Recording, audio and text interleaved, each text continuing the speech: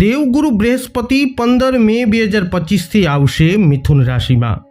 તો વર્ષ 2025માં આગામી દિવસોમાં તમારી રાશિ પર કેવો રહેશે દેવગુરુ બૃહસ્પતિનો પ્રભાવ।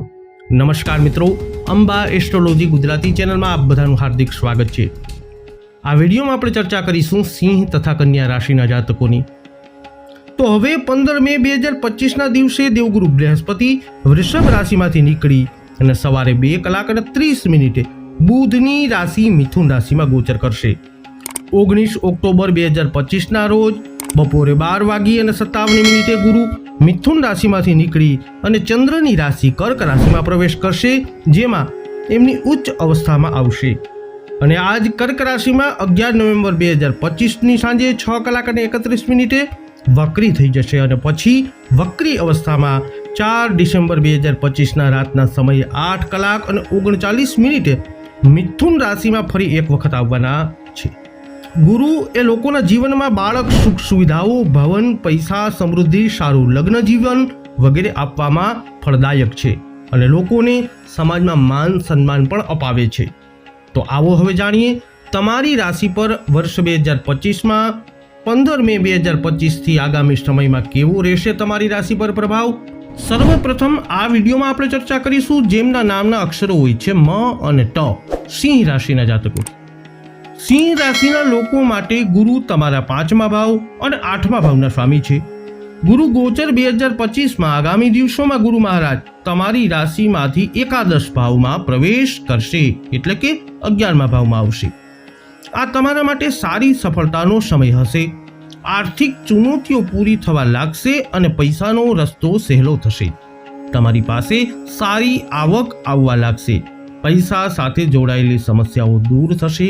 ત્યાં વિરાજમાન દેવગુરુની દૃષ્ટિ તમારા 3જા ભાવ, 5મા ભાવ અને 7મા ભાવ ઉપર રહેશે, જેનાથી અવિવાહિત લોકો માટે લગ્નના યોગ બનશે।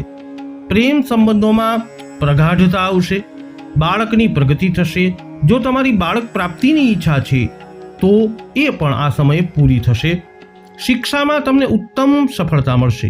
અચાનક પૈસાનો લાભના યોગ પણ તમારા માટે બનશે। કોઈ પણ સંપત્તિ જો વિરાસતમાં મળે તો એ તમને મળી શકે છે। ગુપ્ત પૈસા મળી શકે છે।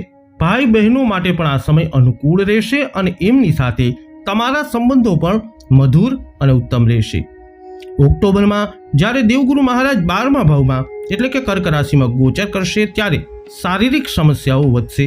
તમારા ખર્ચમાં વધારો થશે અને ડિસેમ્બરમાં જ્યારે વક્રી અવસ્થામાં 11મા ભાવમાં ફરી પાછા આવશે ત્યારે પૈસાની પ્રાપ્તિ માટે તમારે કઠિન પ્રયાસ કરવા પડશે।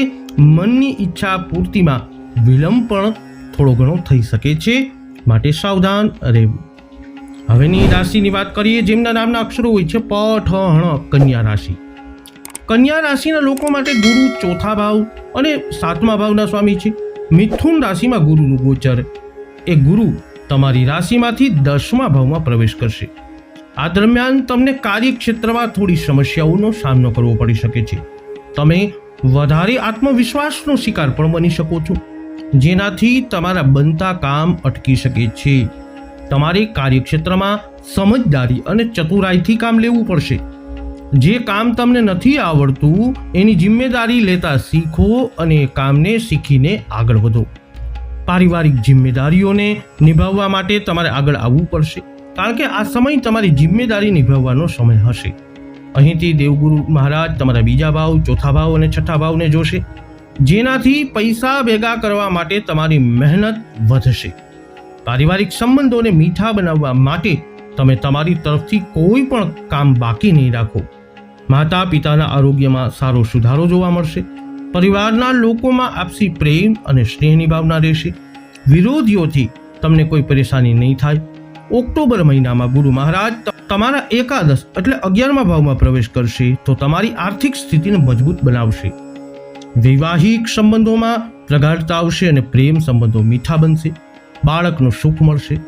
વક્રી અવસ્થામાં ડિસેમ્બરમાં ગુરુ મહારાજ એક વખત ફરીથી તમારા 10મા ભાવમાં આવશે, તો આ દરમિયાન તમને કાર્યક્ષેત્રમાં બહુ સાવધાની રાખવાની જરૂરત પડશે। તો સિંહ તથા કન્યા રાશિના જાતકો આગામી સમયમાં થનારું ગુરુનું ગોચર બાકીના સમય વર્ષ 2025માં તમારી રાશિ પર કંઈક આવું કરી શકે છે પ્રભાવ. આ વિડીયો અંગેના તમારા અભિપ્રાય, તમારા મંતવ્ય કોમેન્ટમાં જણાવજો. વિડીયોને લાઇક અને શેર કરજો. હજુ સુધી આપે અમારી ચેનલને સબસ્ક્રાઇબ ન કરી હોય તો સબસ્ક્રાઇબ કરી લેજો. જ્યોતિષીય માર્ગદર્શન મેળવવા માટે આપ અમારો સંપર્ક કરી શકો છો. ફરી મળીશું નવા વિડીયોમાં. જય અંબે.